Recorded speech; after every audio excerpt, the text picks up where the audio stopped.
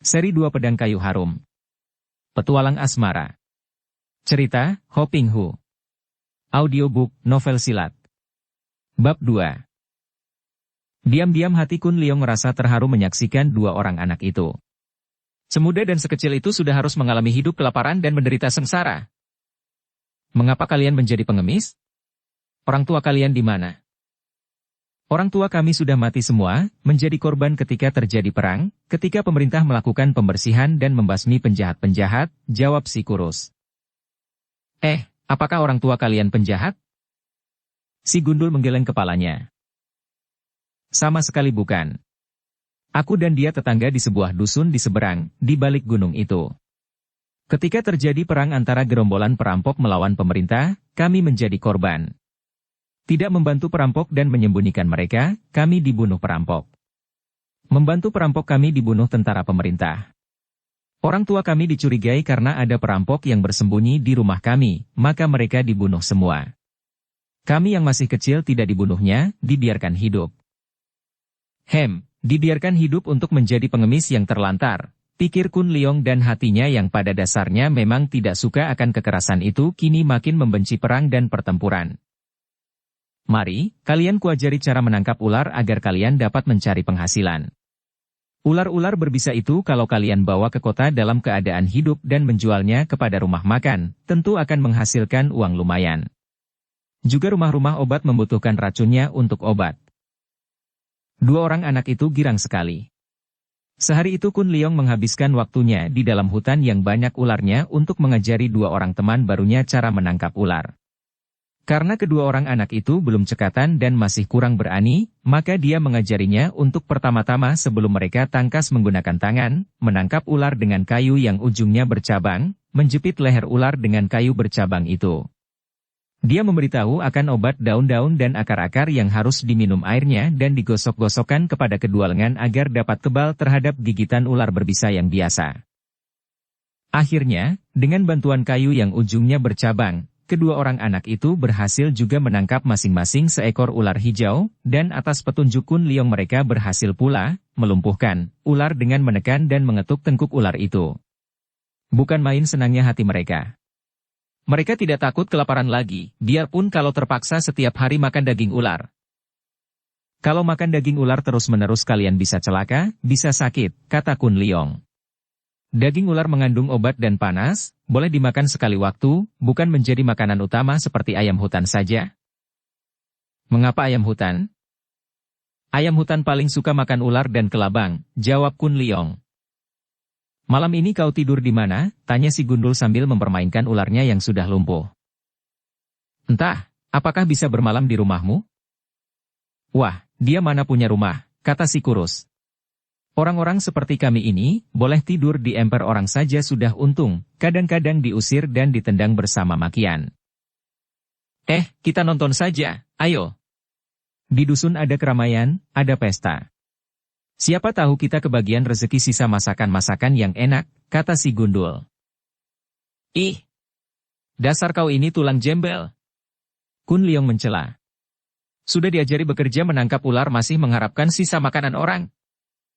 Ditegur demikian, si gundul menunduk, tidak berani melawan karena dia sudah menganggap Kun Leong sebagai gurunya, guru menangkap ular. Si kurus membela temannya. Dia tidak bisa disalahkan, karena selama ini, dari manakah kami dapat makan kalau bukan dari sisa orang? Pula, kalau ada pesta, banyak sekali masakan yang tidak habis dimakan, biasanya pelayan-pelayan yang baik hati suka membagi sedikit sisa-sisa makanan kepada kami. Kalau ada pesta mengapa kita tidak masuk saja dan ikut berpesta? Tiba-tiba Kun Leong berkata karena hatinya sudah merasa penasaran sekali mengapa ada orang berpesta pora sedangkan di sini ada anak-anak yang kelaparan. Wah, mana boleh masuk? Kita akan dipukul, kata si kurus. Dua orang anak itu kini percaya sepenuhnya kepada Kun Leong yang dianggapnya anak dari kota dan amat pandai. Otomatis mereka menganggap Kun Leong sebagai pemimpin mereka, maka dengan gembira mereka pun lari di belakang Kun Leong sambil memegang ular masing-masing. Si kurus dan si gundul masing-masing telah menangkap seekor ular, adapun Kun Leong sendiri membawa 2 ekor ular yang cukup besar dan menyeramkan, seekor berkulit hitam bermata merah, yang seekor lagi adalah ular belang yang terkenal jahat racunnya. Benar saja, di sebelah dusun tak jauh dari situ, tampak kesibukan yang menggembirakan di rumah kepala dusun. Hari telah mulai gelap ketika 3 orang anak itu tiba di depan rumah kepala daerah dan mereka menonton dari luar. Rumah itu penuh tamu yang memakai pakaian serba baru dan suasana amat gembira dengan senda gurau mereka. Tuan rumah nampak menyambut tamu-tamunya sambil mengelus jenggotnya yang panjang. Pesta ini adalah pesta ulang tahunnya yang ke-50 dan biarpun kelihatannya pesta itu meriah, banyak tamu dan dengan sendirinya banyak hidangan yang dikeluarkan, namun sesungguhnya kepala dusun ini sama sekali tidak menderita rugi karenanya. Besarnya sumbangan yang masuk dari mereka yang menyumbang karena ingin menjilat, sebagian besar yang kurang mampu, menyumbang karena takut dianggap kurang menghormat, jumlahnya 5 kali lipat lebih besar daripada jumlah pengeluaran untuk pesta itu. Tentu saja dia merasa gembira sekali. Pertama, wibawa dan kehormatannya sekaligus terangkat naik dengan adanya pesta itu. Kedua, dia sekeluarga merasa gembira sekali dan bangga karena dapat mengadakan pesta besar-besaran. Ketiga, keuntungan yang masuk sekali ini melampaui penghasilannya selama beberapa bulan. Wah, berbahaya ini, si Gundul berbisik. Yang berpesta adalah kepala dusun, mari kita menyingkir sebelum ditendang oleh para pengawal. Kun Leong melihat bahwa di bagian depan berjajar belasan orang tinggi besar yang sikapnya seperti anjing-anjing penjaga yang siap menggonggong dan menggigit, maka rasa penasaran di hatinya pun meningkat. Mereka belum mulai makan, hidangan belum dikeluarkan, baru minuman. Mari menyelinap dan ke belakang saja, kata Kun Leong. Ke belakang mau apa? Si kurus berbisik. Ke dapur. Cepat sebelum masakan dihidangkan. 3 orang anak itu menyelinap ke kegelapan malam terlindung bayangan-bayangan pohon, menuju ke belakang, ke dapur rumah besar itu di mana terdapat kesibukan-kesibukan yang tidak segembira di bagian depan. Para koki dan pelayan sibuk mempersiapkan hidangan yang beraneka macam, siap untuk segera menghidangkan keluar apabila ada perintah dan tanda dari depan. Yang paling sibuk adalah koki gendut yang menjadi koki kepala. Karena gemuknya dan keadaan hawa di dapur itu panas oleh api, ditambah lagi dia harus mondar-mandir ke sana-sini untuk memeriksa pekerjaan para pembantunya, maka mukanya yang gemuk itu basah oleh peluh, bahkan pakaiannya juga basah. Dengan wajah bersungut-sungut karena tegang dan repot, dia menghapus peluh berkali-kali dari muka dan leher, menggunakan sehelai kain putih yang tergantung di depan dada dan perutnya. Hah? Mau apa kalian berkeliaran di sini? Tiba-tiba koki gendut itu membentak ketika dia berdiri di pintu dapur untuk mencari angin dan hawa sejuk, agar panas yang menyiksa itu berkurang, dan melihat Kun Leong dan 2 orang temannya, si kurus dan si gendut sudah ketakutan dan menggigil, tidak berani bergerak. Akan tetapi Kun Leong yang menyembunyikan kedua ekor ular di tangannya itu ke belakang tubuh, membungkuk dan berkata, "Lopek, paman tua, yang baik, kami adalah 3 orang anak yang menderita lapar.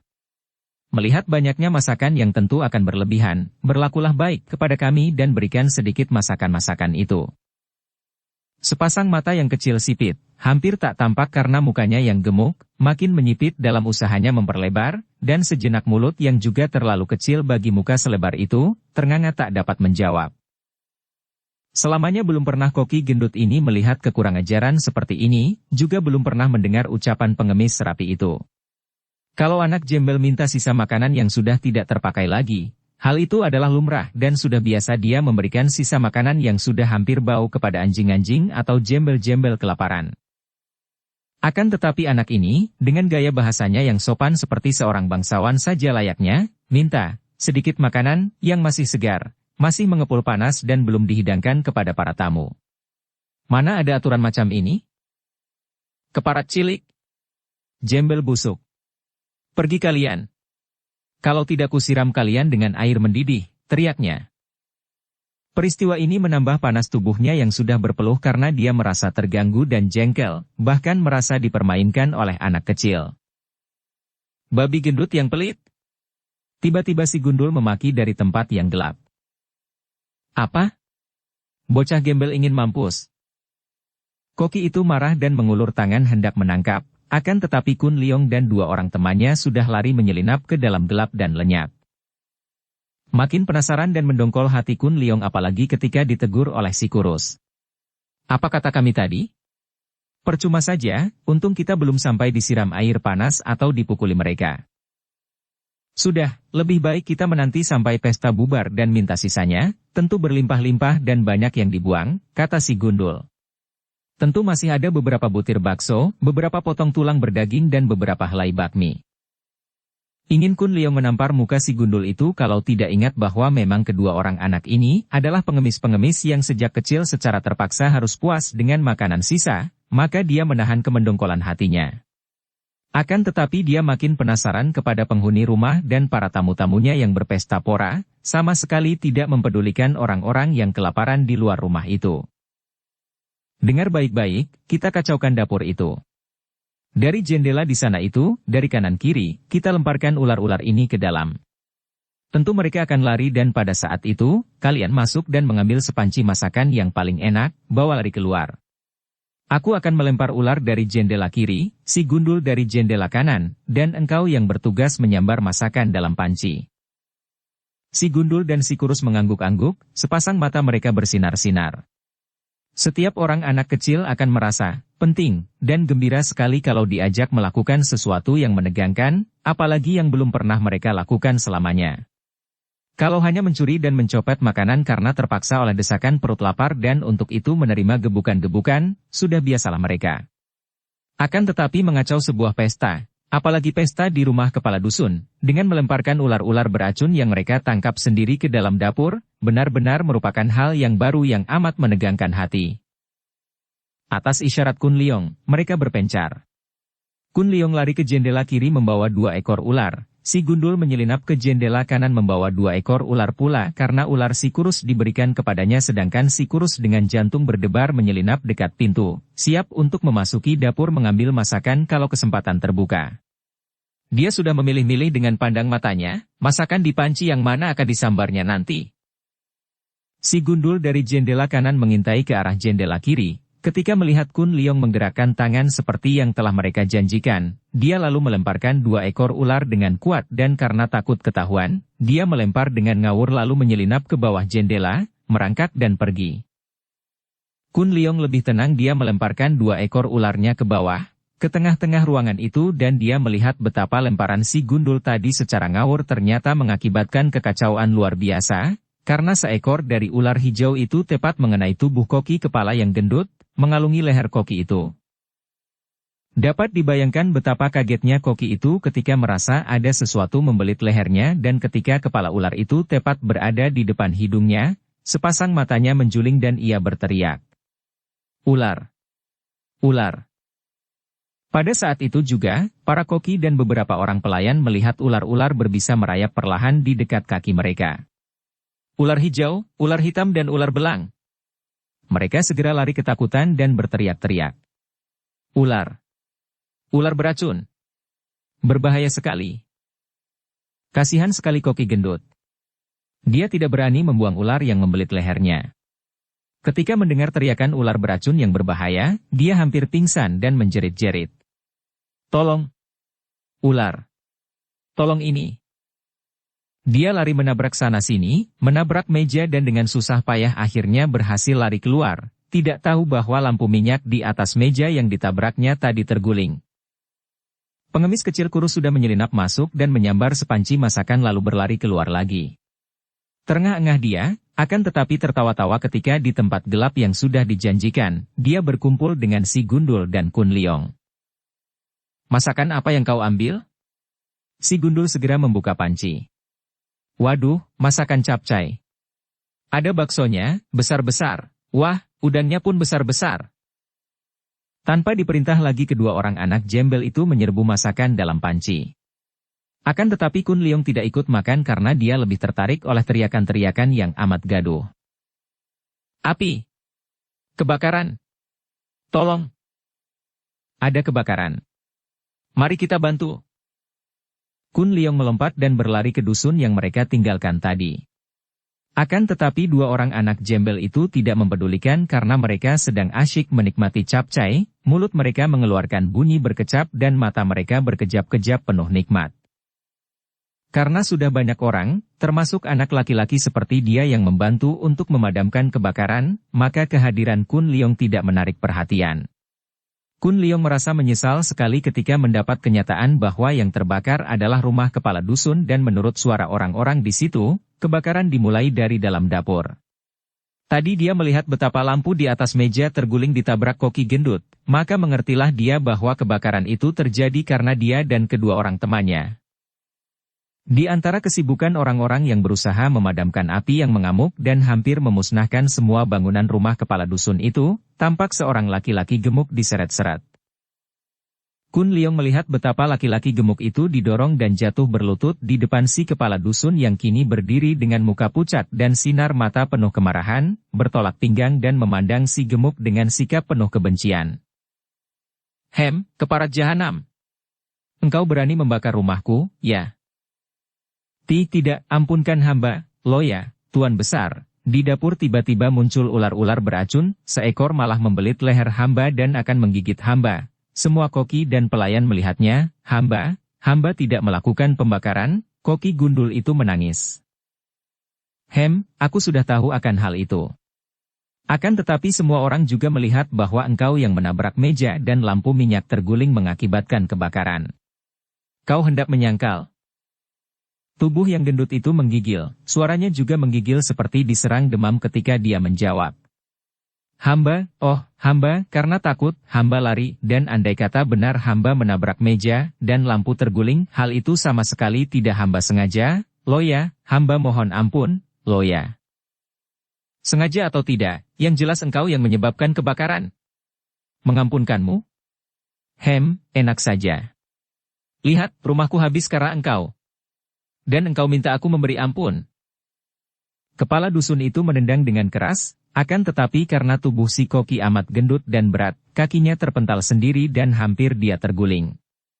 Kakinya yang menendang terasa nyeri sekali, akan tetapi dengan meringis menahan nyeri, kepala dusun yang makin marah itu menuding. Pukul dia. Pukul sampai mampus.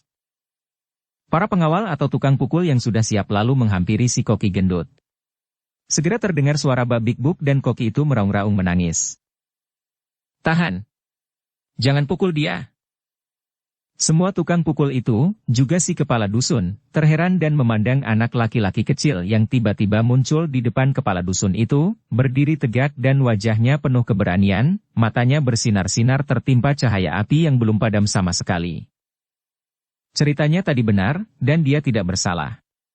Bukan dia yang menyebabkan kebakaran itu, tidak semestinya kalau dia yang dihukum. Menghukum orang yang tidak bersalah merupakan perbuatan yang biadab dan keji. Semua orang terkejut sekali dan banyak orang kini memandang Kun Leong, apalagi karena api yang mengamuk sudah hampir dapat dipadamkan meninggalkan sisa rumah yang tinggal separuh. Anak kecil yang aneh dan lancang mulut, kalau bukan dia yang bersalah, habis siapa? Yang salah adalah ular-ular itu, dan karena akulah yang melempar ular-ular itu ke dalam dapur, maka akulah orangnya yang tanpa sengaja menyebabkan kebakaran itu, kata Kun Leong dengan tenang. Tentu saja dia bukan seorang anak bodoh yang mau mencari malapetaka dengan pengakuan itu, akan tetapi melihat betapa koki gendut yang tidak bersalah digebuki dan terancam kematian, dia tidak dapat menahan diri dan tidak dapat berdiam saja. Muka kepala dusun itu menjadi merah sekali saking marahnya. Akan tetapi rasa herannya lebih besar lagi, maka dia kembali bertanya. Bocah setan, apa perlunya engkau melemparkan ular-ular beracun ke dalam dapur? Tadinya aku hanya menghendaki mereka itu pergi ketakutan untuk mengambil sepanci masakan, tak kusangka akan demikian akibatnya. Aku menyesal sekali, akan tetapi harap lepaskan koki gendut itu yang tidak berdosa. Koki itu memang sudah dilepaskan dan masih berlutut, kini memandang kepada Kun Leong dengan muka pucat dan matanya yang sipit memandang tanpa berkedip, penuh perasaan heran, kagum dan terharu karena dia mengenal anak yang diusirnya tadi. Tangkap dia! Si kepala dusun berteriak penuh kemarahan. Pukul saja bocah setan ini! Bunuh bocah pengacau! Orang-orang dusun berteriak-teriak, bukan marah karena kepentingan pribadi, melainkan berlomba marah untuk menyenangkan hati kepala dusun. Kun Leong ditangkap, diseret sana-sini, dipukuli. Anak yang memiliki ilmu kepandaian silat lumayan ini, tentu saja tidak mau mandah dan menggunakan kaki tangannya untuk mengelak dan menangkis, sungguh pun dia sama sekali tidak mau memukul orang karena memang merasa bersalah dan pantas dihukum. Bukan hanya dia yang melepas ular, kami juga. Iya, kami juga. Dua orang anak gembel itu, si gendut dan si kurus, tiba-tiba muncul di situ. Kun Leong kaget sekali. Dia tidak ingin membawa-bawa dua orang anak gembel itu karena sesungguhnya mereka berdua itu takkan berani melakukan pengacauan kalau tidak karena dia. Akan tetapi diam-diam dia merasa kagum juga menyaksikan kesetiakawanan mereka. Kiranya dalam diri bocah-bocah gembel itu terdapat pula kesetiakawanan yang indah dan gagah. Akan tetapi kedua orang anak gembel itu tidak didengarkan mereka, dan tenggelam dalam teriakan-teriakan kemarahan mereka yang mengeroyok Kun Leong. Bahkan mereka itu didorong dan ditendang sampai terguling-guling karena dianggap menghalangi mereka yang berlomba memukuli Kun Leong dengan tangan atau kayu penggebuk, apa saja yang dapat dipergunakan untuk memukul. Biarpun Kun Leong menggunakan kepandaiannya untuk menangkis dan mengelak, akan tetapi dalam pengeroyokan demikian banyaknya orang dewasa, akhirnya pakaiannya robek dan tubuhnya benjol-benjol babak belur. Dia tetap tidak mau membalas, apalagi ketika mendapat kenyataan bahwa yang mengeroyoknya, selain tukang-tukang pukul, juga penduduk dusun. Bahkan ada yang menggendong anaknya di punggung ikut-ikut mengeroyoknya untuk melampiaskan kemarahan hatinya. Biarpun Kun Leong sudah menggunakan seluruh kepandaian yang pernah dipelajarinya, namun tanpa membalas dan dikeroyok demikian banyaknya orang, akhirnya dia tertangkap. Seorang tukang pukul memegang tangan kirinya, seorang penduduk dusun yang sudah tua dan marah-marah karena koki yang menjadi korban tadi adalah anaknya, memegang lengan kanan Kun Leong. Seorang tukang pukul lainnya, mencekik lehernya dari depan. Kun Leong yang merasa seluruh tubuhnya sakit-sakit, pakaiannya koyak-koyak, kini dengan sia-sia berusaha meronta. Cekikan pada lehernya makin kuat, dia tidak dapat bernapas lagi dan kedua telinganya mulai terngiang-ngiang, kedua matanya mulai berkunang-kunang, kepalanya berdenyut-denyut. Di antara suara berdengung di telinganya, dia masih mendengar teriakan-teriakan mereka. Bunuh saja bocah setan. Cekik sampai mampus. Tidak, aku tidak mau mati. Lu mau? Memang aku telah melakukan kesalahan, akan tetapi aku tidak sengaja membakar rumah orang. Pikiran ini menyelinap di dalam hati Kun Leong, mendatangkan rasa penasaran mengapa untuk perbuatannya tanpa disengaja yang mengakibatkan rumah terbakar itu dia harus menebus dengan nyawa. Ia teringat akan pelajaran Sin Kun Hoat, ilmu melepaskan tulang melemaskan diri, dari ayahnya dan dalam latihan dia sudah dapat melepaskan diri dari ikatan. Dia hampir tidak kuat lagi. Kepalanya berdenyut-denyut makin hebat, seperti mau pecah. Dalam detik terakhir itu, dia menggunakan tenaga kedua orang yang memegangi lengannya kanan kiri, menggantungkan tubuhnya dan menggunakan kedua kakinya untuk menendang ke depan, mendorong perut dan dada tukang pukul yang sedang berusaha mencekiknya sampai mati. Bres! Au! Tubuh tukang pukul itu terjengkang dan roboh ke atas tanah. Dia memaki-maki sambil berusaha bangun kembali. Kesempatan ini dipergunakan oleh Kun Leong. Dengan ilmu Sin Kun Hoat, tiba-tiba saja kedua lengannya menjadi lemas dan licin. Sekali renggut dia sudah berhasil menarik kedua lengannya terlepas dari pegangan kedua orang yang berteriak kaget dan heran karena tiba-tiba saja seperti belut. Lengan anak itu merosot licin dan terlepas. Tangkap! Kembali Kun Leong dikepung. Dia tahu bahwa orang-orang ini sudah mabok dendam. Seperti segerombolan serigala haus darah dan tentu tidak akan mau sudah sebelum melihat dia menggeletak di bawah kaki mereka sebagai mayat dengan tubuh rusak penuh darah. Ini sudah keterlaluan namanya. Dia tadi membiarkan dirinya digebuki, dimaki dan dihukum. Akan tetapi, setelah kesalahannya dia tebus dengan mandah menerima hukuman yang dianggap sudah lebih dari cukup. Kalau mereka masih haus darah dan hendak membunuhnya, terpaksa dia harus melindungi dirinya. Seorang yang tidak berani melindungi nyawa dan dirinya sendiri adalah seorang pengecut. Kalian sudah cukup menghukum aku, teriaknya dan kini dia menerjang ke kiri menangkap sebatang bambu yang dipergunakan untuk menghantam kepalanya, membetot bambu itu secara tiba-tiba ke kanan sehingga pemegangnya yang tidak menduga-duga tertarik hampir jatuh, disambut oleh tendangan Kun Leong yang mengenai sambungan lututnya. Plak! Aduh! Biarpun yang mengganjal lutut itu hanya seorang anak berusia 10 tahun, akan tetapi karena ujung sepatu Kun Leong tepat mengenai sambungan lutut, tentu saja rasanya nyeri bukan main dan membuat orang itu terpelanting tongkatnya terampas oleh Kun Leong. Kini cuaca menjadi gelap kembali setelah kebakaran itu dapat dipadamkan. Hal ini menguntungkan Kun Leong. Dengan tongkat rampasan di tangannya dia mengamuk, kini tidak hanya menangkis atau mengelak, melainkan juga membalas dengan sodokan tongkatnya.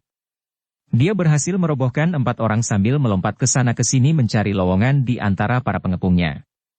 Yang roboh mengadu-adu memegangi perut yang tersodok sampai terasa mulas, atau kaki yang dihantam sampai bengkak. Orang yang terancam bahaya maut kadang-kadang dapat melakukan hal-hal yang luar biasa, yang tidak dapat dilakukannya dalam keadaan biasa. Seolah-olah ancaman bahaya maut itu menimbulkan tenaga tersembunyi yang selama itu tidak pernah muncul dan hanya akan muncul apabila dirinya terancam bahaya maut dan tenaga mujizat itu akan bekerja di luar kesadarannya. Demikian pula dengan Kun Leong. Memang harus diakui bahwa anak ini semenjak kecil digembleng oleh ayah bundanya, 2 orang ahli yang pandai.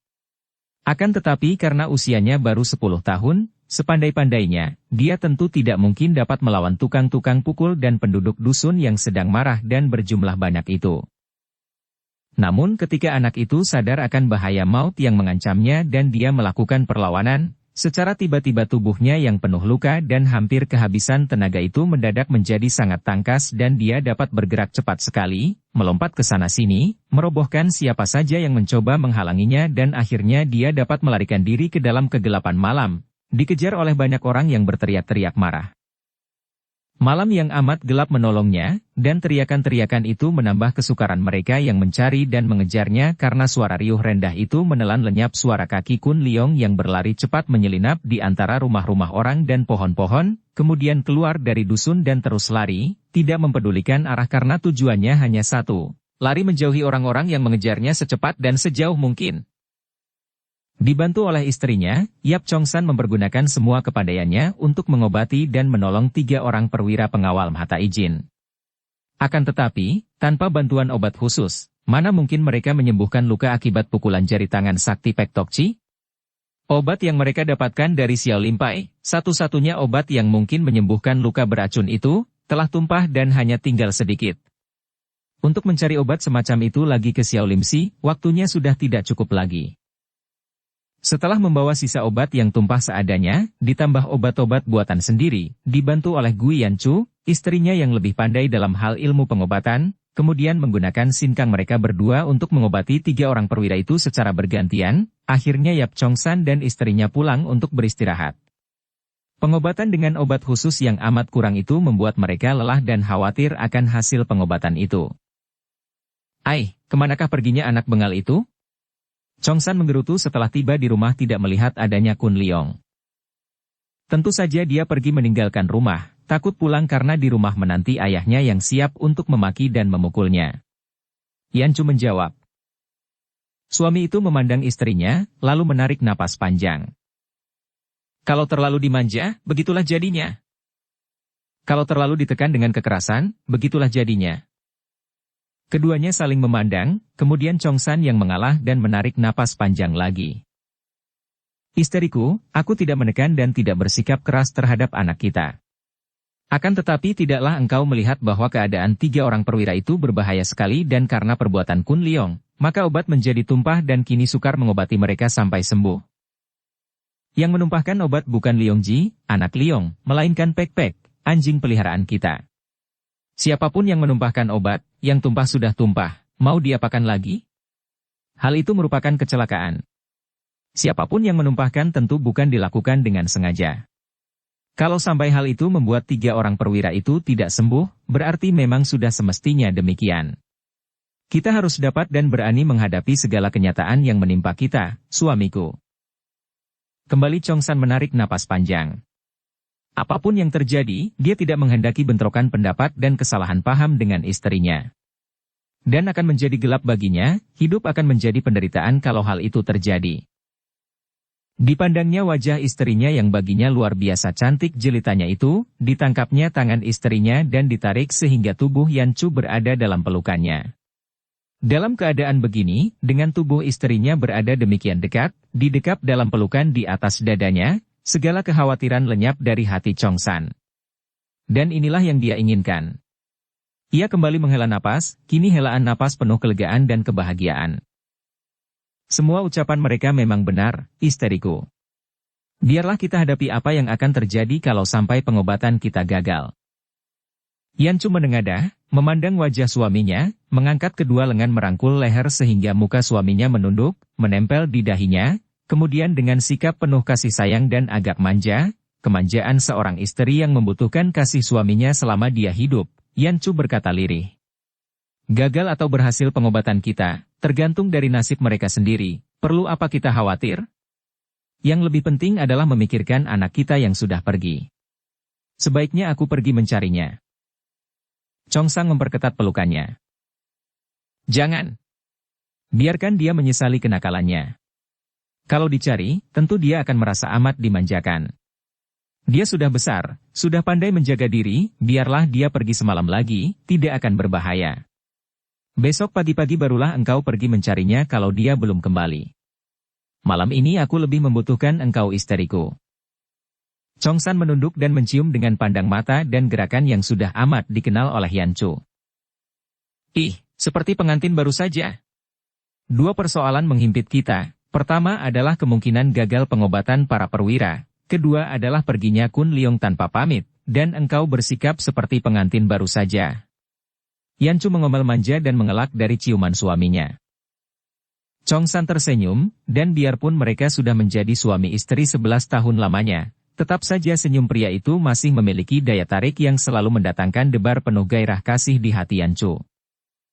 Kita akan selalu seperti pengantin baru sampai selama kita hidup. Ai, tidak ingat anak kita? Engkau sudah menjadi ayah, aku sudah menjadi ibu, bukan muda remaja lagi. Yancu mencela manja.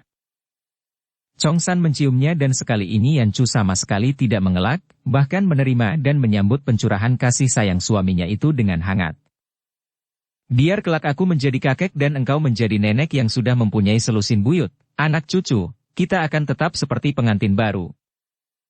Yancu tidak dapat membantah lagi dan malam itu, sepasang suami istri ini benar-benar seperti sepasang pengantin baru yang sedang berbulan madu, lupa akan segala persoalan yang mengganggu, lupa akan ancaman mata izin dan lupa pula akan anak mereka yang pergi tanpa pamit. Pada keesokan harinya, setelah bangun dari tidur dan menghadapi sarapan pagi, barulah teringat kembali mereka akan persoalan yang mereka hadapi. Demikianlah hidup. Alangkah bedanya keadaan hati dan pikiran mereka berdua malam tadi dan pagi ini.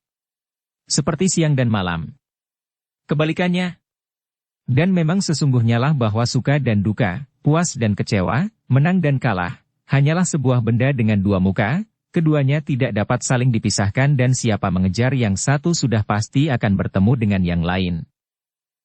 Pengalaman akan suka, puas, dan menang akan dihidupkan oleh ingatan dan mendorong orang untuk terus mengejarnya, untuk mengalaminya kembali sehingga untuk selamanya orang hidup dalam mengejar ingatan mengejar bayangan. Sebaliknya, pengalaman akan duka, kecewa, dan kalah yang dihidupkan oleh ingatan mendorong orang untuk selalu menjauhinya, tidak tahu bahwa pengejaran akan bayangan suka menimbulkan duka, akan bayangan puas menimbulkan kecewa dan akan bayangan menang menimbulkan kalah karena keduanya itu tak dapat dipisahkan. Maka terjadilah perlombaan antar manusia dalam mengejar kesukaan menjauhkan kedukaan, bukan hanya saling berlomba, juga saling mendorong, saling menjegal, saling memukul, bahkan saling membunuh untuk memperebutkan bayangan ingatan. Aku akan menengok para perwira, mudah-mudahan mereka dapat sembuh, kata Chongsan sehabis sarapan suaranya berat. Aku akan mencari Kun Leong, mudah-mudahan dapat kutemukan, kata Yancu, juga suaranya tidak segembira malam tadi karena dia maklum bahwa mereka berdua menghadapi persoalan yang tidak menyenangkan. Dengan ucapan-ucapan itu, suami istri ini saling berpisah. Chongsan pergi ke gedung tempat tinggal mata izin. Sedangkan Yancu segera pergi melakukan penyelidikan dan bertanya-tanya kepada para tetangga akan diri puteranya yang telah pergi sehari dua malam meninggalkan rumah tanpa pamit. Gu Yancu adalah seorang wanita yang cerdik. Dia maklum bahwa puteranya tentu tidak melarikan diri ke utara, timur, atau barat karena dusun-dusun di bagian ini merupakan tempat tinggal orang-orang yang sudah mengenal keluarganya. Kalau putranya itu melarikan diri, tentu anak yang dia tahu amat cerdik itu melarikan diri ke arah selatan, daerah yang asing bagi mereka dan dusun-dusunnya terletak jauh dari Lengkok. Sebagai pelarian yang takut ditemukan ayah bundanya anak itu tentu mengambil jurusan yang satu ini. Karena itu, maka Yancu lalu melakukan penyelidikan ke arah selatan, setelah para tetangganya tidak ada yang melihat Kun Leong dan tak seorang pun di antara mereka tahu kemana perginya anak itu. Dan dugaan Nyonya itu memang tepat sekali. Ketika melarikan diri, memang Kun Leong sengaja mengambil jalan ke jurusan selatan, karena tepat seperti diduga ibunya, dia tidak ingin ada orang mengenalnya karena kalau hal ini terjadi, sudah pasti sekali dalam waktu singkat ayahnya atau ibunya akan dapat mengejar dan memaksanya pulang.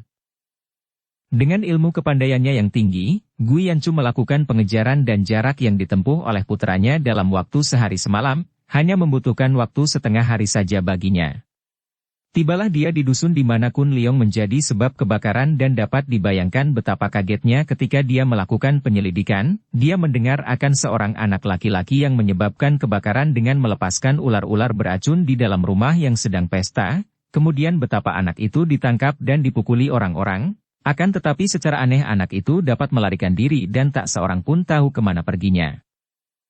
Semalam suntuk kepala dusun dan tukang-tukang pukulnya pergi mencari akan tetapi sia-sia. Anak setan itu seperti menghilang.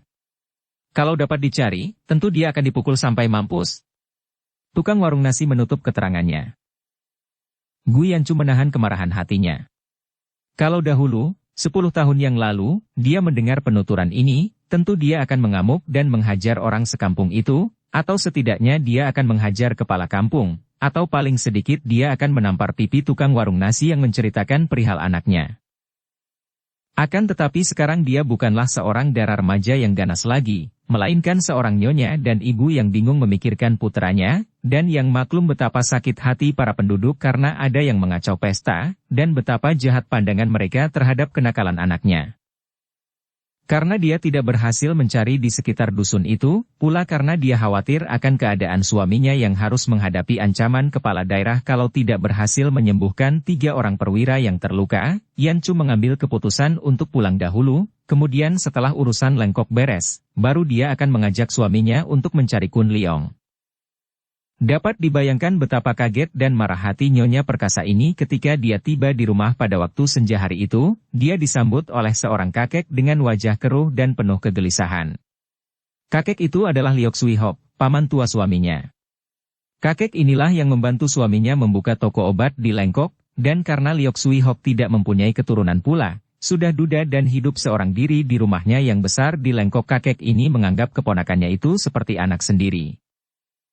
Sungguh celaka, suamimu gagal mengobati para perwira, dan dia kini ditahan oleh mata izin, demikianlah sambutan kakek itu begitu melihat Yanchu datang. Yanchu menggigit bibirnya, sejenak tak dapat berkata-kata. Memang hal ini sudah dikhawatirkannya, akan tetapi sungguh tak disangka bahwa kepala daerah Shima itu benar-benar berani menahan suaminya. Si Keparatma itu perlu dihajar, katanya dan dia sudah membalikkan tubuh hendak pergi lagi ke rumah pembesar itu. Wah, nanti dulu. Harap kau bersabar, perlu apa menggunakan kekerasan menghadapi pembesar? Jangan-jangan engkau malah akan dianggap pemberontak dan melawan pemerintah. Paman. Pemerintah mempunyai hukum dan kalau suamiku bersalah berarti dia melanggar hukum, tentu saja saya tidak berani menggunakan kekerasan. Akan tetapi dalam hal ini, suamiku tidak bersalah. Kalau sampai dia ditahan, hal itu berarti bahwa Mata izin mempergunakan hukumnya sendiri, dan aku pun bisa menggunakan hukumku sendiri terhadap dia. Sabarlah. Dia adalah kepala daerah di sini, di Lengkok ini kekuasaannya paling besar dan harus ditaati oleh seluruh rakyat. Apakah dia raja? Bukan, akan tetapi biasanya, setiap kepala daerah merasa menjadi raja kecil dalam daerah masing-masing. Karena itu, besok aku akan pergi ke kota Hanbun, kepala daerah di sana lebih tinggi pangkatnya dan dengan bantuan teman-teman yang tinggal di sana, agaknya aku akan dapat menarik pengaruh dan bantuannya untuk menolong suamimu. Yanchu mengerutkan alisnya. Dia sudah banyak mendengar akan tindakan sewenang-wenang para pembesar setempat. Keadilan yang berlaku pada waktu itu hanyalah keadilan uang. Siapa yang dapat menyogok, dialah yang akan dilindungi dan dimenangkan oleh mereka yang berkuasa. Paman, saya dan suami saya tidak mau dilindungi dengan cara menyogok. Kalau memang kami bersalah, kami rela dihukum. Akan tetapi kalau kami tidak bersalah, kami siap melawan siapa saja yang hendak melakukan tindakan sewenang-wenang. Sekarang juga saya mau menghadap Mata izin menuntut keadilan. Tanpa menanti jawaban, Yanchu berlari meninggalkan Liok Sui Hok yang berdiri bengong dan menggeleng kepala, menarik napas panjang berkali-kali. Dia maklum bahwa keponakannya, Yap Chong San, adalah seorang murid Xiao Limpai yang berkepandaian tinggi sekali, sedangkan istrinya, yang cantik jelita itu bukan hanya ahli dalam pengobatan, akan tetapi juga memiliki ilmu silat yang amat lihai. Celaka, pikirnya, tentu akan terjadi keributan. Dan lebih celaka lagi adalah nasib yang dihadapi Mata Ijin. Kakek itu maklum bahwa kalau keponakan dan mantu keponakannya itu mengamuk, tidak ada seorang pun di antara jagoan-jagoan pengawal kepala daerah akan mampu menandingi mereka.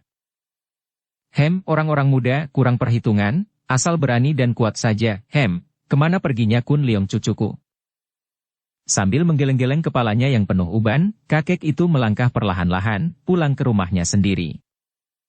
Dengan menggunakan ilmunya berlari cepat, tidak mempedulikan seruan-seruan dan pandang mata penuh keheranan dari para penduduk Lengkok yang kebetulan melihat nyonya ini berlari demikian cepatnya seperti terbang, Yancu menuju gedung kepala daerah yang berada di ujung kota sebelah utara. Sebuah rumah gedung yang mewah dan megah, paling besar di dalam kota Lengkok. Berhenti! Seorang penjaga pintu gerbang di depan gedung itu membentak, dan 5 orang kawannya sudah muncul keluar dari tempat penjagaan menghadapi Yancu dengan tombak ditodongkan. Ketika mereka mengenal nyonya itu, timbul 2 macam perasaan yang tampak dalam sikap mereka yang ragu-ragu. Mereka itu sedikit banyak merasa segan dan menghormat nyonya cantik jelita yang sudah terkenal banyak menolong orang sakit di kota Lengkok ini, bahkan di antara mereka tidak ada seorang pun yang tidak pernah ditolong, ketika seorang di antara keluarga mereka atau mereka sendiri sakit. Di samping ini, mereka juga sudah tahu bahwa suami nyonya ini telah ditahan dan dimasukkan dalam rumah penjara, dijaga ketat atas perintah Mata Ijin sendiri dengan tuduhan memberontak dan bersekutu dengan Pek Lian Kau. Tuduhan yang amat berat dan menakutkan, sehingga tidak ada seorang pun di antara para penjaga ini yang berani memperlihatkan sikap yang lunak dan bersahabat terhadap seorang sekutu Pek Lian Kau karena khawatir dituduh bersekutu pula. Toanio, hendak kemanakah? Komandan jaga, yang berkumis tebal dan bertubuh tinggi besar, menegur ragu-ragu. Aku hendak bertemu dan bicara dengan Mata Ijin, jawab Yancu singkat.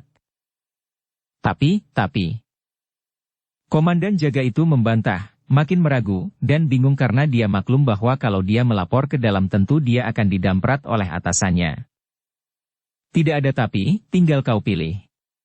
Kau melapor ke dalam minta Mata Ijin keluar menyambutku, atau aku yang akan langsung masuk mencarinya sendiri di dalam gedungnya. Wah, Toanio membuat kami susah payah. Menemui Mata Ijin tentu saja tidak begitu mudah.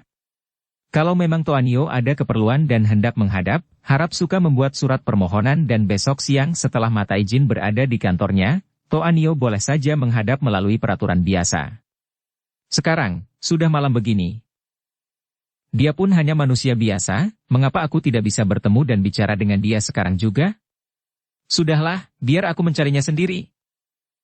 Yancu melangkah memasuki halaman depan gedung itu, akan tetapi 6 orang penjaga itu sudah melompat ke depan, menghadangnya dengan tombak di tangan dipalangkan menghalang majunya nyonya itu. Toanio, kami tidak bermaksud bersikap kasar terhadap seorang wanita, apalagi terhadap Toanio. Akan tetapi, jangan Toanio mendesak kami dan membuat kami tersudut, kami hanya memenuhi kewajiban kami. Minggirlah!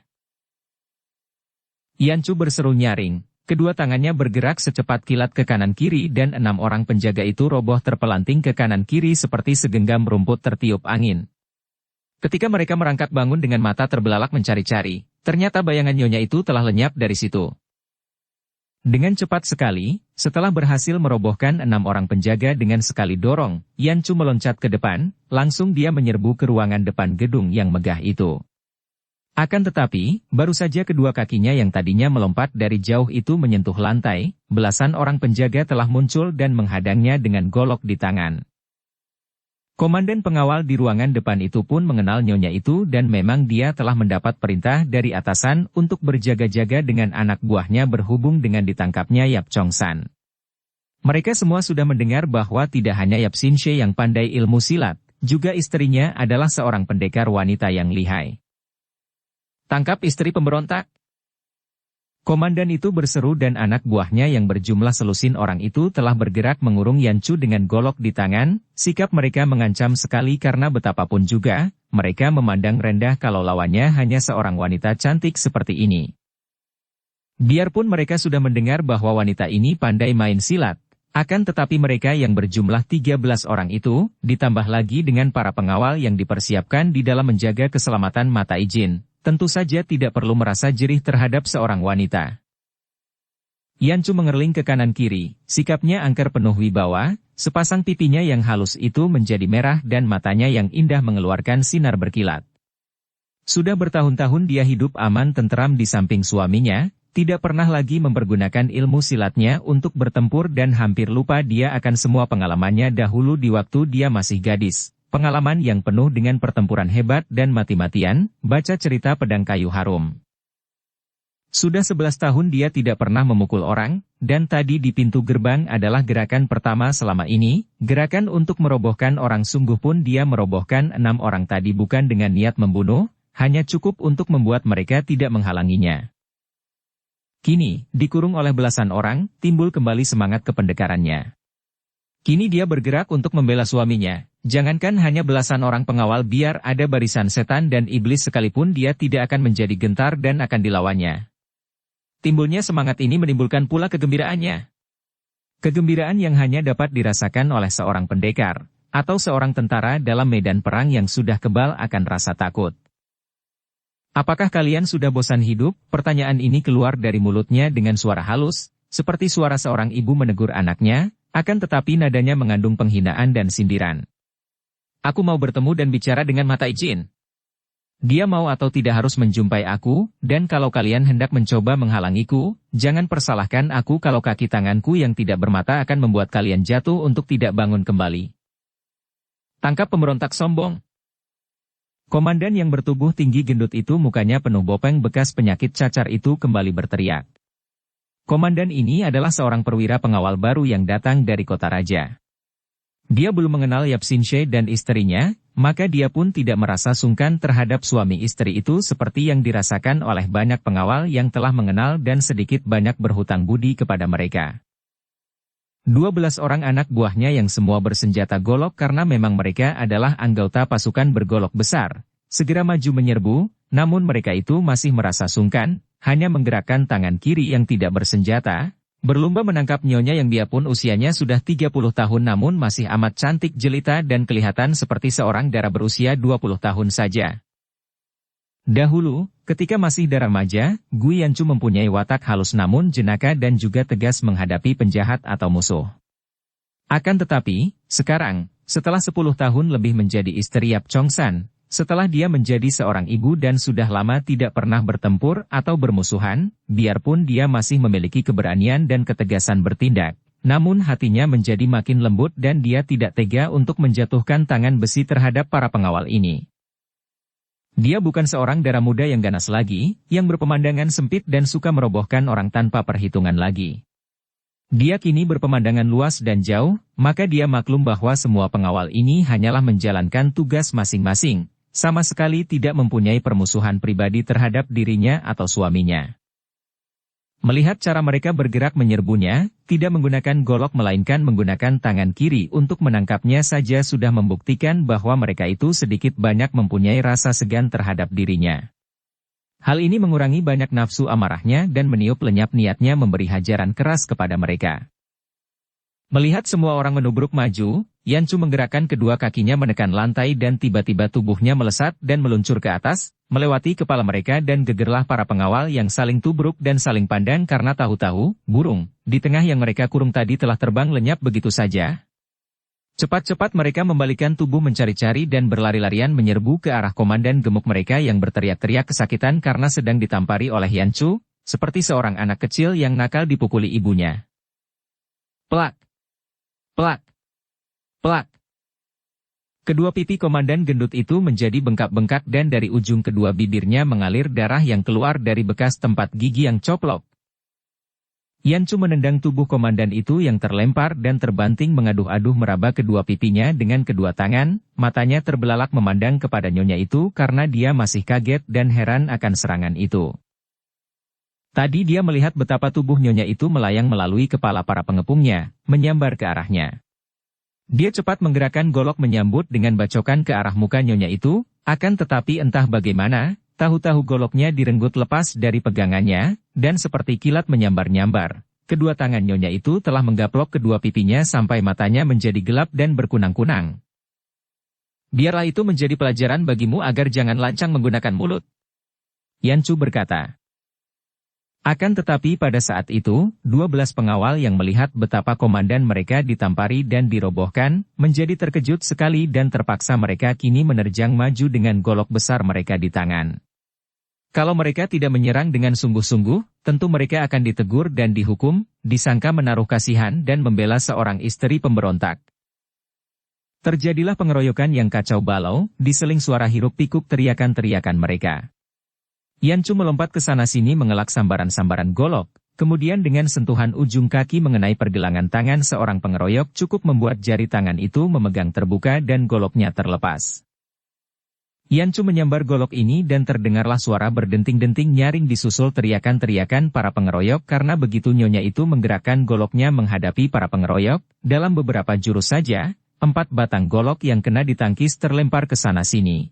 2 orang lagi terpaksa melepaskan golok karena lengan mereka tergores ujung golok Yan Chu dan berdarah sungguh pun bukan merupakan luka yang parah. Dalam sekejap mata saja 7 orang pengeroyok dibuat tidak berdaya. Tentu saja 5 orang yang lain menjadi gentar, dan dengan muka pucat mereka itu masih mengurung tanpa berani bergerak. Pada saat itu terdengar bentakan-bentakan dan muncullah puluhan orang pengawal dari dalam, diikuti oleh Mata Ijin sendiri. Pembesar ini tentu saja berani keluar dari kamarnya karena dia dijaga oleh 40 orang pengawal dan berkepandaian tinggi. Dengan sikap tenang akan tetapi nyata menyinarkan kemarahan dia mengikuti pasukan pengawal itu keluar ke ruangan depan. Tangkap pemberontak itu. Terdengar Mata Ijin sendiri mengeluarkan aba-aba. Tahan semua.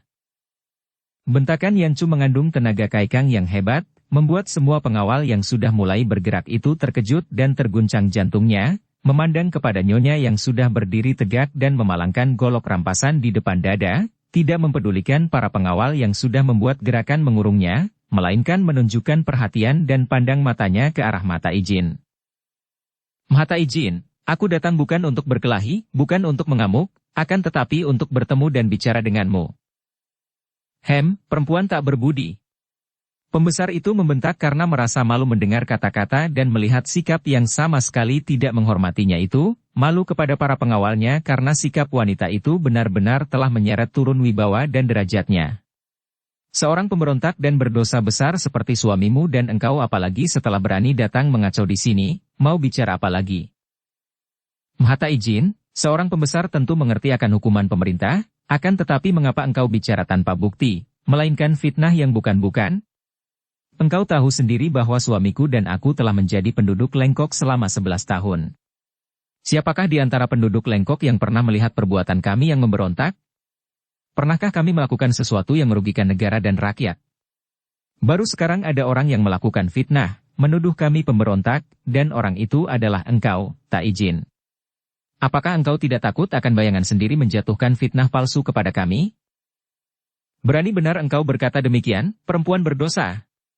Sudah jelas bahwa suamimu Yap Sinshe melakukan 2 kali pelanggaran dosa terhadap pemerintah, dan sekarang ditambah lagi dengan sebuah pelanggaran yang dilakukan olehmu sendiri.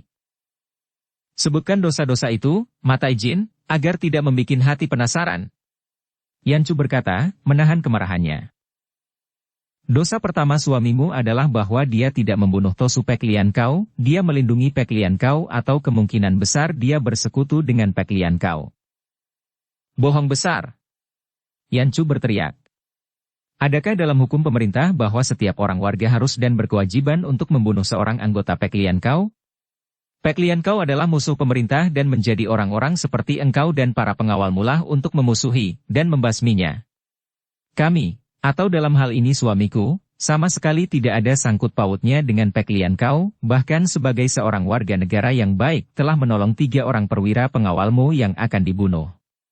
Mencegah pembunuh adalah kewajiban setiap orang, apalagi kami yang berjiwa pendekar. Akan tetapi, membunuh Tosu Pek Lian Kau bukanlah tugas suamiku. Dosa kedua adalah kegagalan suamimu menyembuhkan 3 orang perwiraku. 3 orang perwira pemerintah. Sungguh tidak masuk akal. Sejak kapan pemerintah mengeluarkan undang-undang bahwa kegagalan menyembuhkan merupakan dosa dan pelanggaran hukum? Suamimu, terutama engkau, telah terkenal sekali di Lengkok sebagai ahli pengobatan. Jarang ada penyakit yang tidak terobati sampai sembuh oleh kalian berdua.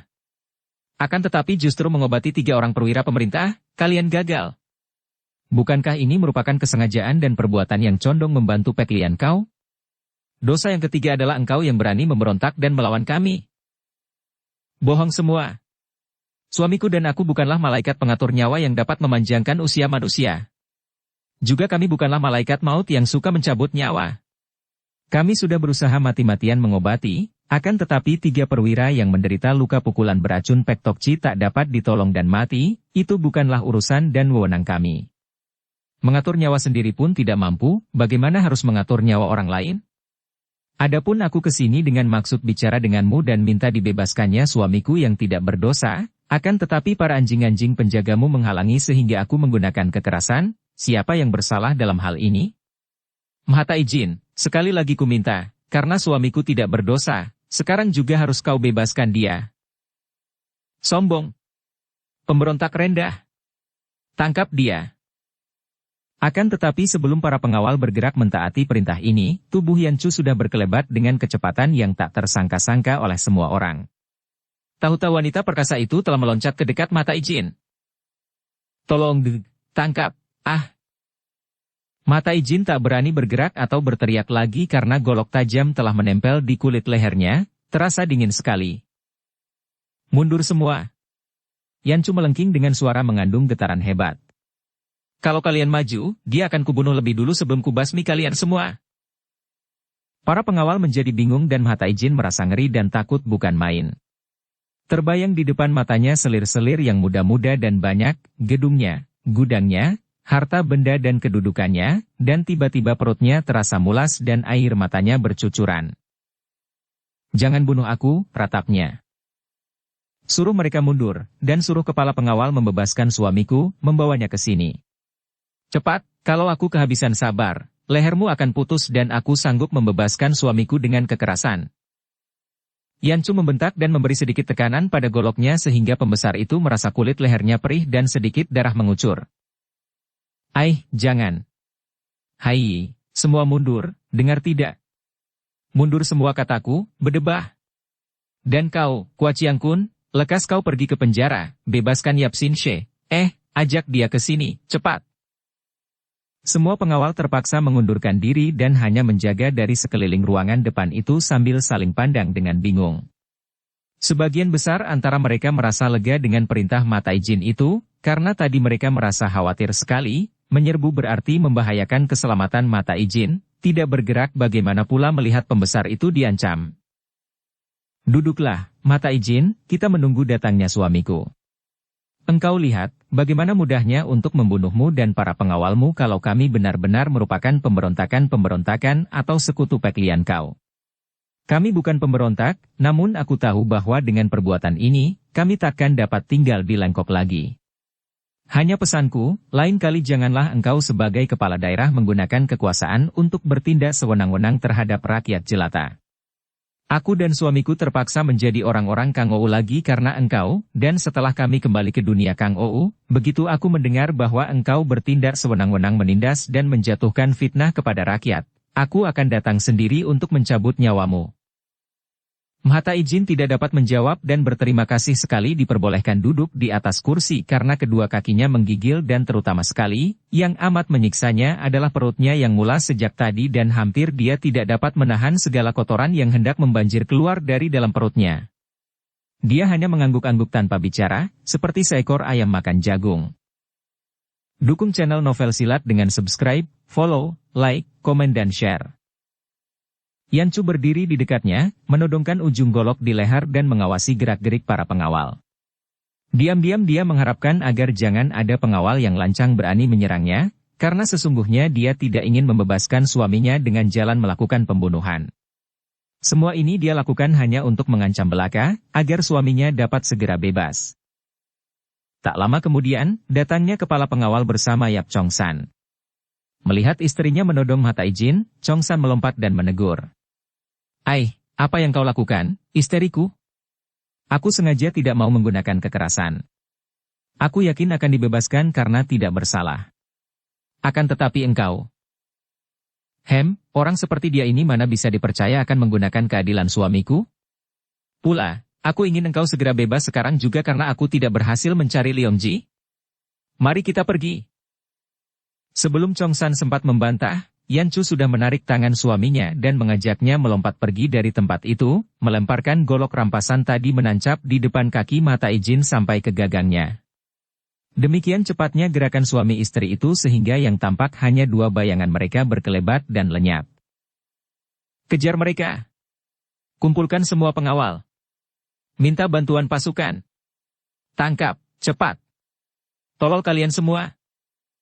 Mata Ijin berteriak-teriak sambil menuding-nudingkan telunjuknya. Akan tetapi dia sendiri memasuki ruangan dalam, terus ke kamar kecil karena perutnya yang memberontak sudah mengeluarkan sebagian isinya ke dalam celananya.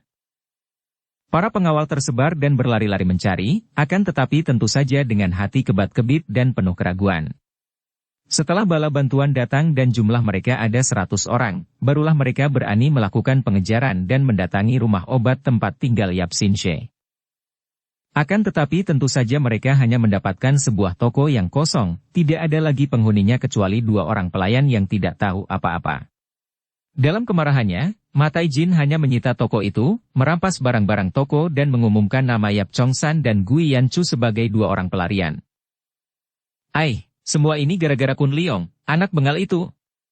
Kalau saja dia tidak menumpahkan obat, tentu tidak terjadi semua ini. Dan setelah melakukan perbuatan yang menimbulkan bencana kepada ayah bundanya, dia malah lari minggat, mendatangkan kepusingan baru bagi kita. Yanchu cemberut.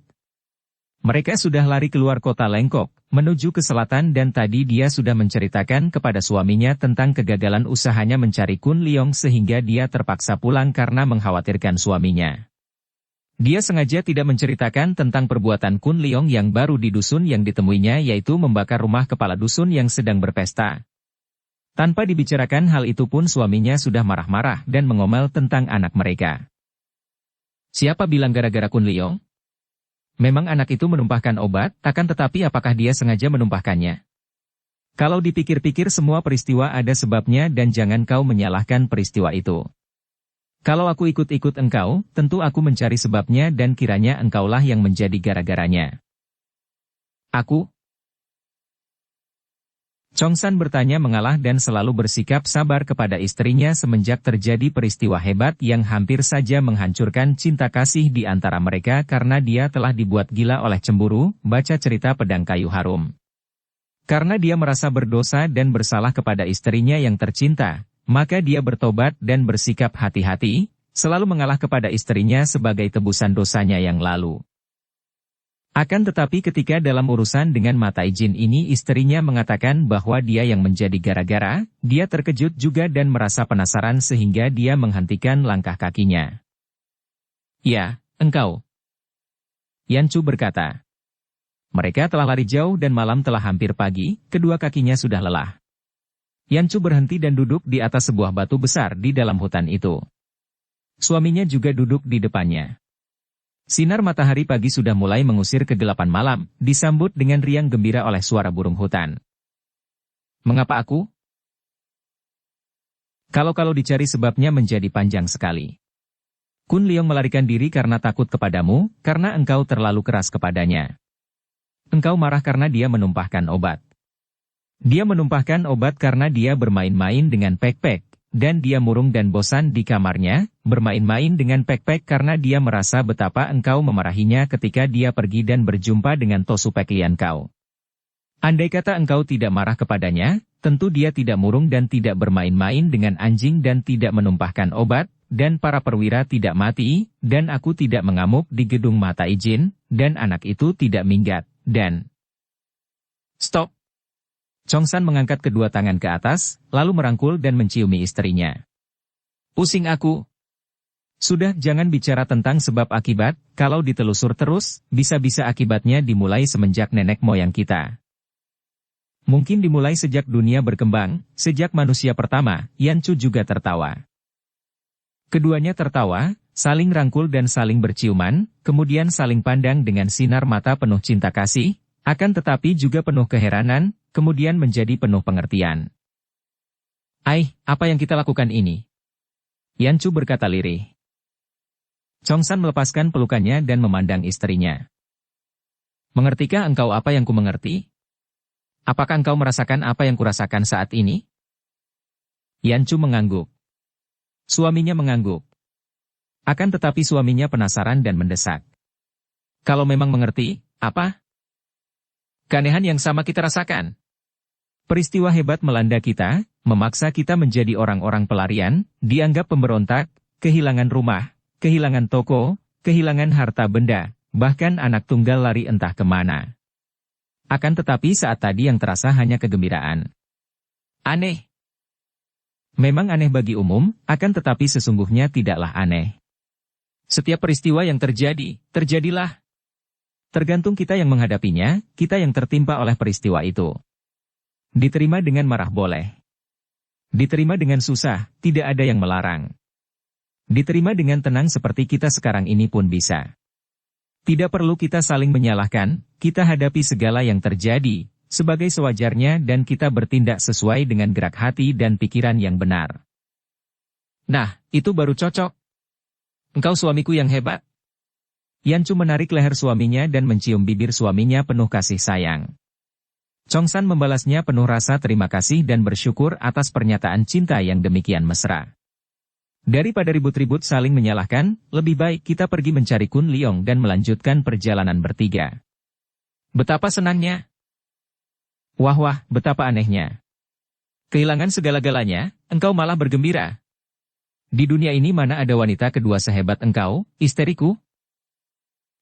Wajahmu juga berseri-seri, engkau malah lebih bergembira daripada aku. Uang tiada, rumah tak punya, pakaian pun hanya yang berada di dalam buntalan kita. Hayo jawab, mengapa engkau malah gembira? Chongsan mengerutkan kulit di antara kedua alisnya, berpikir. Agaknya yang paling menggirangkan adalah kini terbebas dari orang-orang penyakitan itu. Setiap saat mengganggu kita, datang minta obat, minta periksa penyakitnya, membosankan. Kalau begitu tipis peri kemanusiaanmu. Istrinya mencela. Mungkin. Akan tetapi sebutan peri kemanusiaan itu pun palsu belaka, istriku. Hanya dipergunakan untuk kedok, padahal sesungguhnya yang terpenting bagi kita kalau mengobati orang adalah jika orang itu sembuh. Kita merasa bangga, merasa senang, merasa lega dan puas. Bukan hanya karena upah dan keuntungannya, melainkan terutama sekali karena bangga itulah. Akan tetapi lambat laun menjadi membosankan juga. Dan kau tidak menyesal kehilangan rumah dan harta benda? Tidak sama sekali. Bahkan aku merasa lega. Seolah-olah semua harta benda itu tadinya menindih di atas kedua pundakku, membebani aku dengan penjagaan, rasa sayang, khawatir kehilangan, dan lain-lain. Sekarang, habis semua, habis pula beban itu. Dan engkau, apa yang membuatmu begini gembira? Agaknya, kebebasan seperti yang kau katakan tadi itulah. Akan tetapi terutama sekali, aku merasa seperti burung terbang di udara, seperti dahulu lagi, hidup bebas lepas di dunia Kang Ou menghadapi segala rintangan dan bahaya, menggunakan ilmu untuk melindungi diri sendiri dan membela kebenaran, hidup malang melintang di dunia, tidak dikurung di dalam rumah seperti seorang Nyonya Xinxie yang setiap hari harus memasak obat. Wah, celaka 13. Chongsan memegang kepalanya. Mengapa? Istriku petualang. Dasar engkau berdarah petualang. Yanchu mencubiti lengan dan paha suaminya yang mengaduh-aduh akan tetapi senda gurau ini berakhir dengan peluk kasih sayang yang saling mereka curahkan di atas rumput tebal di bawah pohon pada waktu pagi itu. Tidak terasa lagi oleh mereka akan dinginnya embun yang berada di ujung-ujung rumput dan yang menyambut tubuh mereka. Matahari yang baru muncul tersenyum ria dan menyiram suami istri itu dengan sinarnya yang keemasan. Masa di tempat terbuka begini? Seperti orang terlantar, bisik Yanchu. Memang kita orang terlantar, petualang-petualang tak berumah, terdengar suara Chongsan lirih. Ingatkah kau malam-malam kita baru saja menikah? Beberapa malam kita berbulan madu di hutan, di alam terbuka seperti ini, mesra. Sudah tua tak tahu malu. Cinta tak mengenal usia. Demikianlah, suami istri itu tenggelam dalam madu asmara yang membuat mereka lupa segala, membuat mereka seperti ketika berbulan madu dalam suasana pengantin baru yang mereka lewatkan di dalam hutan juga, seperti keadaan mereka pada saat itu, baca cerita pedang kayu harum. Setelah matahari naik tinggi, barulah tampak suami istri ini melanjutkan perjalanan. Wajah mereka berseri-seri, mata bersinar-sinar, bibir tersenyum dan tangan mereka saling bergandengan ketika mereka melangkah keluar dari dalam hutan. Chongsan mendengarkan cerita istrinya dengan sabar dan tenang. Dia melepas ular beracun di dalam pesta tentu karena lapar, dan tidak sengaja menimbulkan kebakaran. Menurut penuturan orang di dusun depan, dia ditangkap dan dipukuli sampai bengkak-bengkak dan koyak-koyak pakaiannya akan tetapi dia dapat membebaskan diri dan lari entah kemana. Untung dia bisa melarikan diri. Dia mengalami banyak kesukaran, biarlah, hitung-hitung untuk gemblengan jiwanya. Tapi kasihan sekali dia. Kita harus dapat segera menemukannya, kalau tidak, aku khawatir dia akan mengalami bencana. Dia masih terlalu kecil untuk merantau seorang diri, dan kepandaiannya juga masih terlalu rendah untuk dipakai melindungi diri. Tentu saja kita akan mencarinya sampai dapat, istriku. Akan tetapi, biarlah kesempatan ini kita pergunakan untuk membicarakan pendidikan terhadap anak kita itu. Biasanya, aku menuduhmu terlalu manja, sedangkan kau menuduhku terlalu keras. Ketika kita beristirahat tadi, aku meneropong kenyataan ini dan agaknya kita berdua telah berlaku terlalu mementingkan diri sendiri, istriku. Apa maksudmu? Yanchu memegang tangan suaminya dan menengadah, memandang wajah orang yang berjalan di sampingnya. Baik caramu yang menyatakan kasih sayang kepada anak dengan terang-terangan sehingga kelihatan memanjakannya, maupun aku yang ingin melihat anak kita menjadi seorang anak baik sehingga aku kelihatan keras terhadap dia, sesungguhnya sikap kita berdua yang lalu itu hanya mencerminkan pendahuluan kepentingan kita sendiri. Coba terangkan, aku tidak mengerti. Bukankah apapun cara yang kita berdua pergunakan, sebagai ayah dan ibu, kita mementingkan anak kita? Bukankah kita, dengan cara kita masing-masing, ingin melihat dia menjadi seorang anak yang baik? Chongsan menarik napas panjang. Itulah, istriku sayang. Itulah salahnya, dan itulah kesalahan kita. Kita ingin melihat dia menjadi ini, menjadi itu. Kita ingin membentuk dia sesuai dengan keinginan dan selera kita, sehingga lupa bahwa dia itu, sebagai seorang yang hanya kebetulan terlahir sebagai anak kita, dia mempunyai hak untuk tumbuh sendiri, dia mempunyai kepribadian sendiri, dia berhak menentukan sendiri, bukan hanya menjiplak seperti yang kita paksakan untuk membentuk dia. Dia bukan boneka, bukan tanah liat yang boleh kita bentuk sekehendak hati kita. Kita telah keliru dalam mendidik putra kita itu, Yanchu. Yanchu termenung. Dia dapat mengerti apa yang dimaksudkan suaminya. Memang harus dia akui bahwa selama ini, baginya yang terpenting hanyalah keinginan hatinya sendiri. Dia ingin melihat putranya begini, begitu, penurut, tekun belajar, dan lain-lain. Tidak pernah satu kali juga dia memperhatikan, apa sebenarnya yang disukai dan dikehendaki putranya. Segala ingin dia atur sehingga jejak langkah hidup putranya itu harus tepat seperti yang digariskannya. Betapa picik dan terlalu mementingkan diri sendiri itu.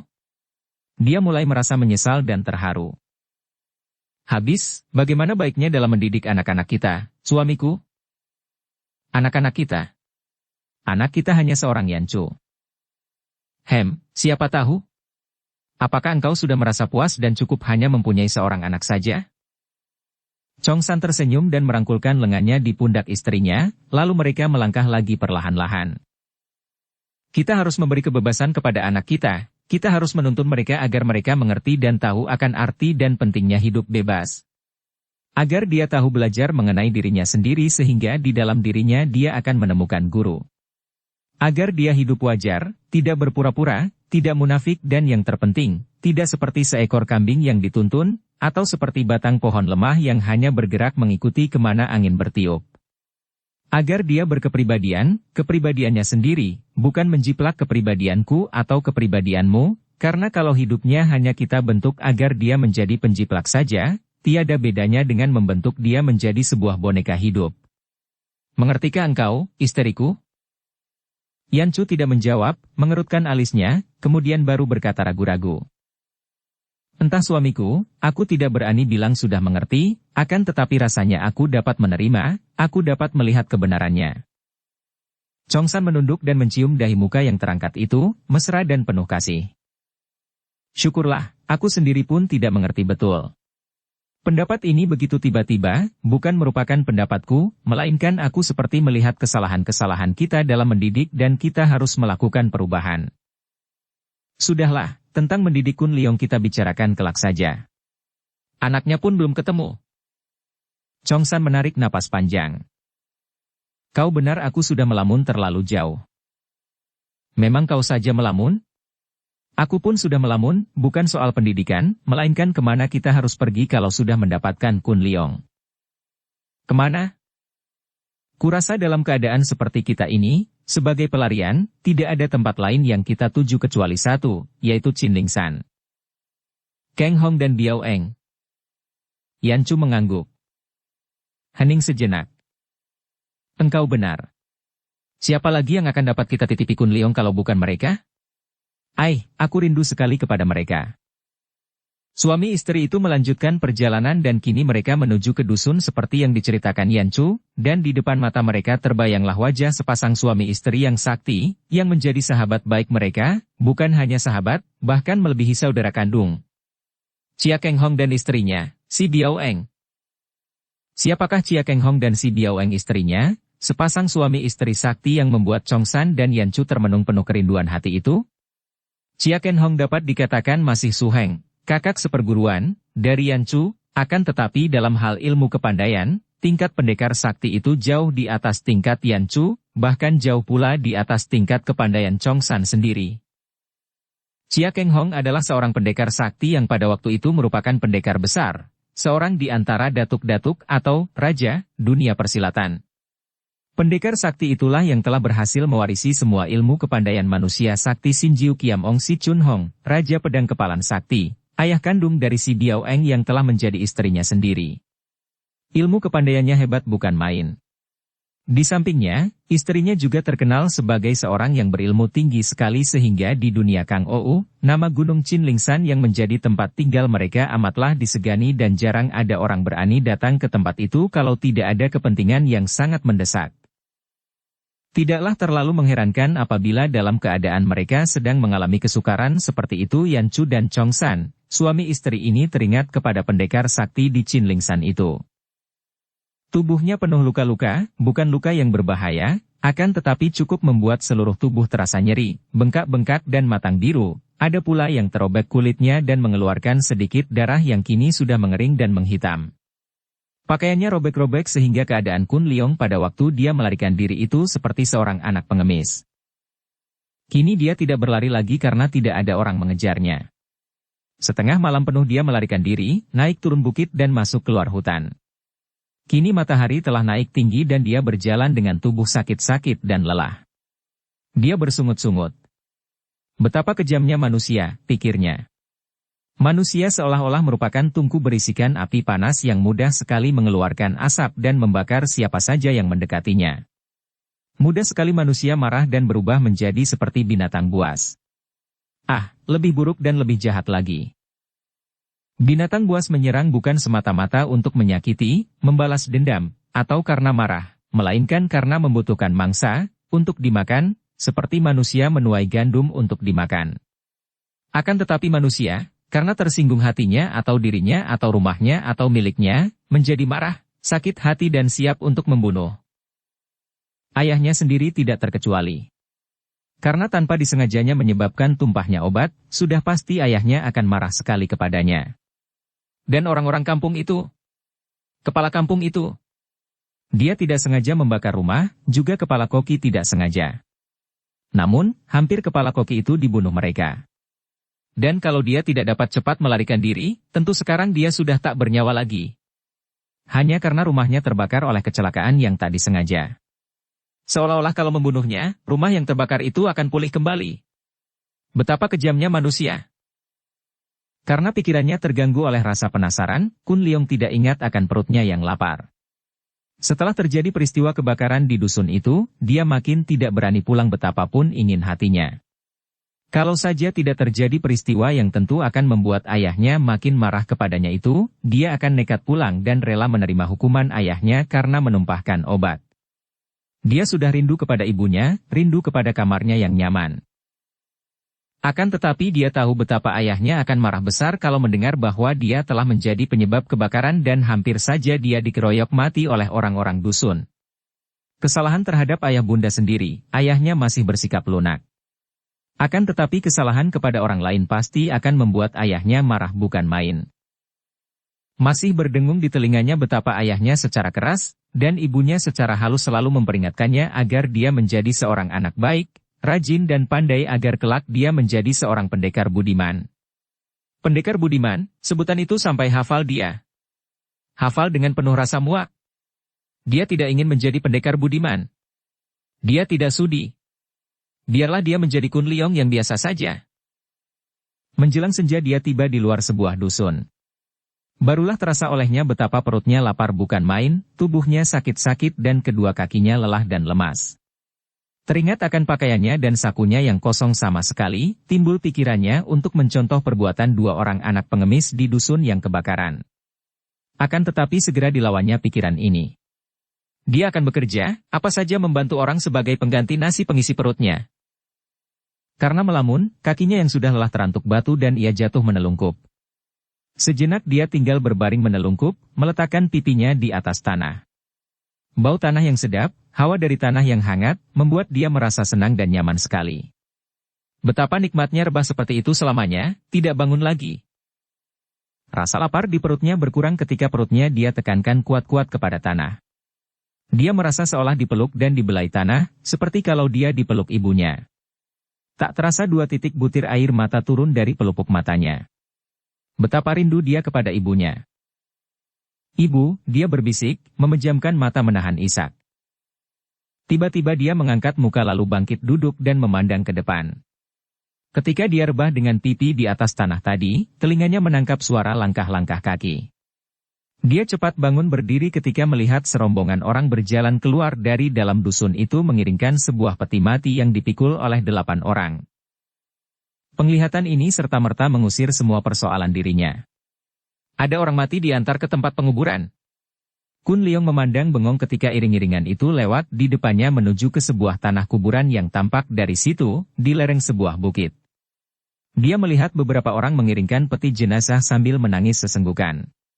Ada pula yang diam saja, tidak memperlihatkan muka susah atau senang, akan tetapi ada pula beberapa orang pengiring yang saling bercakap-cakap diselingi mulut tertawa tanpa mengeluarkan suara. Sering pula Kun Leong menyaksikan keadaan serupa itu di kota.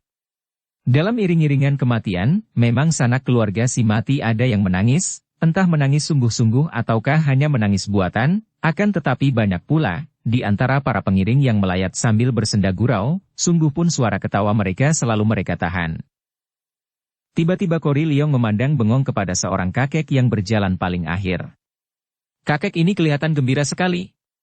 Wajahnya berseri dan biarpun sudah penuh keriput, jelas bahwa kakek itu tertawa-tawa gembira, seolah-olah bukan sedang mengiringkan kematian, melainkan mengiringkan mempelai. Lupa akan rasa nyeri, lelah dan lapar karena tertarik oleh iring-iringan kematian, terutama sekali akan sikap kakek yang tertawa-tawa, Kun Leong menggerakkan kaki, melangkah maju mengikuti iringan yang menuju ke tanah kuburan di lereng bukit itu. Upacara pemakaman dilakukan dengan sederhana dan cepat sebagaimana biasanya penduduk dusun dan setelah peti mati itu dikubur, semua pengiring lalu bubar meninggalkan tanah kuburan karena senja telah mulai larut. Hanya ada 3 orang yang masih tinggal di tanah kuburan yaitu si kakek tua yang masih nampak gembira, seorang laki-laki berusia 30 tahun lebih yang masih berlutut menangis di depan gundukan tanah kuburan baru, dan Kun Leong yang berdiri menonton dari jauh. "Ai, Akian, mengapa engkau menangis terus tiada hentinya?" Si kakek itu melangkah maju mendekati laki-laki itu, duduk di atas batu nisan dekat kuburan baru, menegur dengan nada suara mengejek. Orang yang bernama Akian itu mengangkat mukanya yang agak pucat dan sepasang matanya yang merah karena terlalu banyak menangis itu memandang si kakek tak senang, akan tetapi agaknya dia sudah biasa menghormat kakek itu maka jawabnya. "Paman Lo, orang menangis adalah tanda berduka, dan seorang anak yang kematian ayahnya, tentu berduka. Apa anehnya kalau aku menangisi kematian ayahku? Paman hanya sahabatnya, tentu saja tidak dapat merasakan seperti saya. Kakek itu meraba-raba jenggotnya yang panjang dan berwarna dua. Hehehe, sebetulnya siapakah yang kau kutangisi? Itu Akian.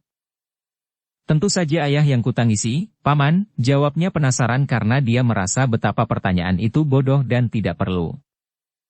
Benarkah? Kalau ayahmu yang kau tangisi, mengapa kau tangisi? Kalau saja tidak ingat bahwa kakek itu adalah sahabat baik ayahnya, dan sudah biasa dihormatnya, tentu akan dimaki atau bahkan dipukul. Akan tetapi kakek itu sudah terlalu tua, agaknya sudah pikun, maka dengan suara terpaksa dia menjawab. Dia kutangisi karena dia mati. Kalau dia mati, mengapa ditangisi? Kakek itu mendesak. Kun Leong menjadi penasaran seperti orang yang ditanya, karena dalam tanya jawab itu anak ini menangkap sesuatu yang aneh. Sesuatu yang membuka kesadaran dan membuatnya merasa betapa pertanyaan-pertanyaan kakek itu sama sekali bukan bodoh atau ngawur, melainkan pertanyaan yang penting dan perlu diselidiki jawabnya. Paman. Kenapa Paman masih bertanya lagi? Tentu saja dia mati kutangisi, karena dia meninggalkan kami untuk selamanya, dia meninggalkan aku untuk selamanya dan kami takkan saling dapat berjumpa selamanya. Hahaha. Nah, sekarang baru ternyata bahwa yang kau tangisi bukanlah ayahmu, melainkan engkau sendiri, Akian. Engkau menangis dan berduka bukan karena ayahmu mati, bukan karena melihat ayahmu menghadapi kesulitan, melainkan menangisi dirimu sendiri yang ditinggal pergi. Mendengar ini, Akian terbelalak, terkejut bukan main dihadapkan dengan kenyataan yang sukar dibantahnya ini.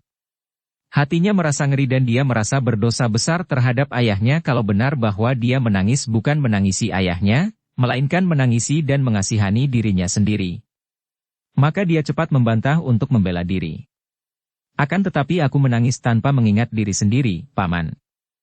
Aku merasa kasihan terhadap ayah yang meninggal dunia. Benarkah itu? Tahukah engkau bagaimana keadaan ayahmu setelah mati?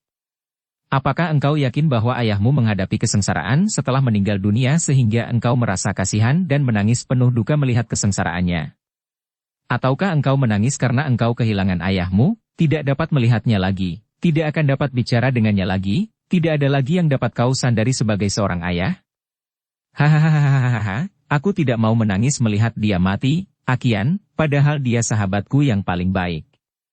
Engkau tahu sendiri, setiap hari dia jalan-jalan dengan aku, minum arak, main kartu, mengobrol dengan aku. Akan tetapi aku tidak mau menangisi kehilanganku, aku bahkan gembira karena sahabat baikku itu telah terbebas daripada hidup yang serba sulit ini, terhindar dari kesengsaraan hidup. Benarkah itu, Paman Lo? Tiba-tiba Akian membantah dan menyerang. Bagaimana Paman bisa tahu bahwa ayah terbebas dari kesulitan hidup, terhindar dari kesengsaraan? Apakah Paman melihat sendiri dan sudah yakin akan hal itu maka Paman tertawa-tawa gembira? Ataukah semua itu pun hanya merupakan harapan dan hiburan bagi hati Paman sendiri belaka? Mulut kakek yang tadinya tersenyum lebar itu tiba-tiba kehilangan serinya, matanya terbuka lebar dan dia melongo, memandang jauh seperti orang melamun, ragu-ragu dan tanpa disadarinya, jari tangannya mencabut-cabut jenggot dan akhirnya dia menarik napas panjang berulang-ulang. Aku tidak ingat akan hal itu, sekarang aku pun bingung dan ragu apakah aku tertawa demi ayahmu, ataukah hanya demi diriku sendiri. Bersambung ke bab 3. Dukung kami dengan subscribe, follow, like, komen dan share. Terima kasih.